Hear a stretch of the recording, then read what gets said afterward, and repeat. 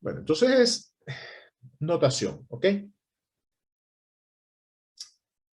Los procesos de extracción líquido-líquido, generalmente vamos a trabajar en balances de materia que están expresados en términos de kilogramos. Eso no significa que no podamos cerrar los balances en términos molares, también lo podemos hacer. Pero generalmente, por cuestión de convención, de preservación de la materia, de facilidades de cálculo, y digo facilidades de cálculo porque cuando representamos las líneas de operación, principalmente las vamos a encontrar como líneas rectas cuando trabajamos en términos másicos, ¿ok? Y no en términos molares. Entonces, lo primero es la nomenclatura, ¿ok? A va a ser lo que denominamos el soluto, el compuesto que queremos transferir que está presente en la alimentación. B va a ser el solvente extractor, ¿ok? Aquel solvente que va a servir para remover el soluto de su alimentación. Es el agente de transferencia de masa. C es el soluto, perdón, A es el carrier.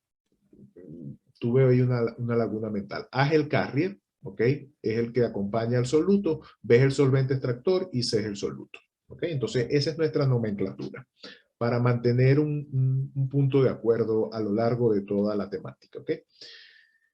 Flujos totales. ¿Quiénes son los flujos totales? F, alimentación. S, solvente extractor. Y las dos corrientes de producto que salen del equipo son extracto y refinado. Esas corrientes pueden venir en kilogramos, no hablamos de un flujo, sino que estaríamos hablando de procesos batch, procesos por lote. Cargamos el equipo con tantos kilogramos. Descargamos el equipo con tantos kilogramos de extracto y kilogramos de refinado. Puede ser un proceso en flujo, kilogramos por hora. Puede ser un proceso en base molar. Si es en batch, va a ser en mol. Y si es en flujo, mol por hora. ¿Ok? Luego tenemos lo que son las bases libres de sol. Permítanme otra vez sacar el... Luego vamos a encontrar lo que denominamos flujos libres de solvente, ¿ok? ¿Quién viene a ser, por ejemplo, E' o extracto prima? Es todo el flujo de extracto que hay menos la cantidad de solvente extractor, ¿ok? Esta es una forma de representar esta nomenclatura. Cuando avancemos hacia adelante, en términos de los procesos en contracorriente o en flujo cruzado como tal para operaciones de líquido immiscible, vamos a ver un cambio sobre esta notación, ¿ok? Por eso estén muy atentos a los cambios para que no nos confundamos. Fracciones molares o como tal, o fracciones másicas, simplemente es lo que hay del soluto entre lo que hay de los demás compuestos, ¿ok? Tanto en una fase que llamamos X para el refinado, Y para el extracto. Fíjense que X está definido como R, que es la cantidad de compuesto C que hay en el refinado, la cantidad de A que hay en el refinado como tal, la cantidad de B que hay en el refinado, la cantidad de C que hay en el refinado. Entonces reservamos las letras X para el refinado. Las Y las reservamos para el extracto. Podemos definir fracciones másicas o molares libres de solvente extractor. Entonces simplemente lo que hay de soluto entre lo que no hay de solvente extractor, para extracto y para refinado.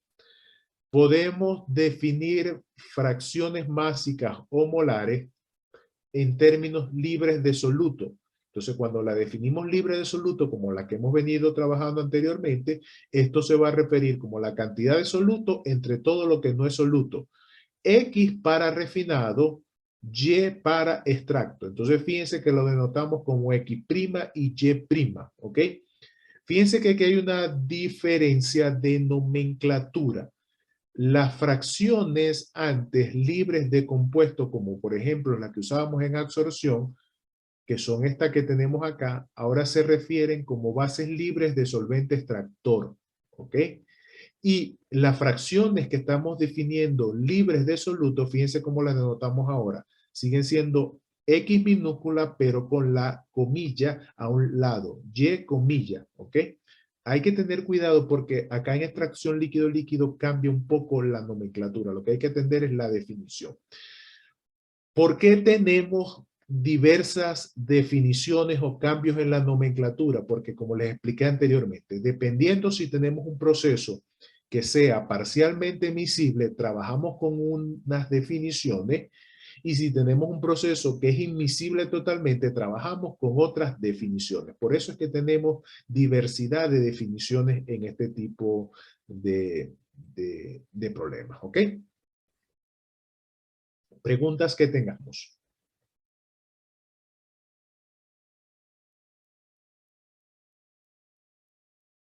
Bueno, vamos a comenzar con líquidos insolubles, ¿ok? Inmiscibles. Entonces, vamos a ver este arreglo que tenemos aquí. Tenemos una alimentación. ¿Qué tenemos en esa alimentación? Esa alimentación va a tener A, que es el carrier, el solvente que acompaña al soluto en la alimentación. Eso es el carrier, ¿ok? Y C, que es el soluto, ¿ok? Entonces, tenemos un arreglo de múltiples etapas en flujo cruzado. Entonces, esa alimentación ingresa a la etapa número 1. Entonces, fíjense que tenemos un arreglo de varias etapas en cascada. 1, N etapas que han sido dispuestas. Una columna, y esa columna tiene N etapas. El flujo es en contracorriente. Entonces, en el extremo opuesto, ¿ingresa quién? El solvente extractor. Entonces, en ese solvente extractor va a ingresar el compuesto que llamamos solvente extractor B. Tiene lugar la transferencia de masa. ¿Ok? Entonces, en esa transferencia de masa, tenemos una fase líquida que contiene A más C. Se pone en contacto a través de un proceso de transferencia de masa interfacial. Está la interfase con un solvente B. Uno va en un sentido, el otro va en sentido contrario. Por eso es que decimos que es una extracción en flujo en contracorriente. Y lo que ocurre es que el compuesto A, perdón, el C,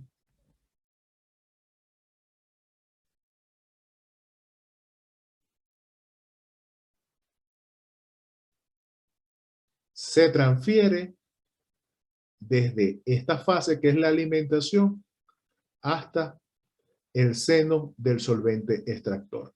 Entonces, el soluto se está transfiriendo a través de un proceso de transferencia de masa interfacial. Se generan entonces dos corrientes a la salida como tal. ¿Quiénes son esas dos corrientes? La corriente extracto es la corriente de B que se ha enriquecido ahora con el soluto. Entonces, esa corriente extracto le va a corresponder entonces una composición Y1. ¿Por qué la decimos Y1? Porque esa corriente extracto, fíjense, está saliendo de la etapa 1 y se generará una corriente refinado, que es lo que ha quedado de esta corriente una vez que se ha empobrecido del soluto. Y esa corriente es la que llamamos refinado. Entonces sale en el otro extremo del equipo, en la etapa N, por eso lo llamamos R sub N, será el flujo que tenga esa corriente que sale de la etapa N con una composición X sub N. ¿Está claro el planteamiento del proceso de extracción en flujo en contracorriente o necesitamos aclarar algún aspecto o repetir?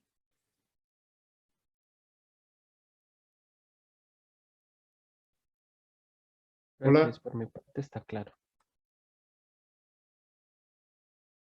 ¿alguien tiene dudas? ¿Algo que necesitemos repetir? Profe, por el momento no. Está claro, ¿no? Ok, bien, gracias. Bueno, entonces, consideraciones generales. Un proceso isotérmico. ¿Por qué isotérmico? Porque va a haber una ley de equilibrio que va a ir gobernando el proceso. Entonces, Si consideramos que todas las etapas tienen la misma temperatura, entonces podemos realizar el modelamiento de la ley de equilibrio a temperatura constante. Isobárico, por la misma consideración. Si fijamos P y T, tenemos la condición de equilibrio similar para todas las etapas. Que el calor de mezclado es despreciable, claro.